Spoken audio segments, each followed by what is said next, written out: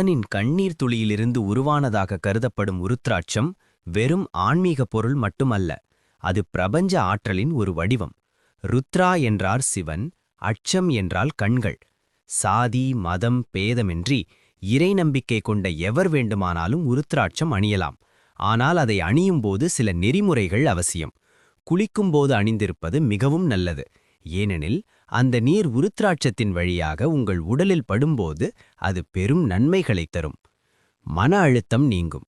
இது இரத்த அழுத்தத்தை கட்டுப்படுத்தி மனதிற்கு அபரிமிதமான அமைதியை தருகிறது. எதிர்மறை ஆற்றல் நம்மை சுற்றியுள்ள தீய சக்திகள் மற்றும் எதிர்மறை எண்ணங்களிலிருந்து ஒரு கவசமாக நம்மை பாதுகாக்கிறது. ஒருமுகத்தன்மை மாணவர்கள் மற்றும் தியானம் செய்பவர்களுக்கு சிறந்த கவனத்தை, அதாவது கான்சென்ட்ரேஷனை இது வழங்குகிறது. உருத்திராட்சத்தை முறையாக பராமரித்து நம்பிக்கையுடன் அணிந்து பாருங்கள்.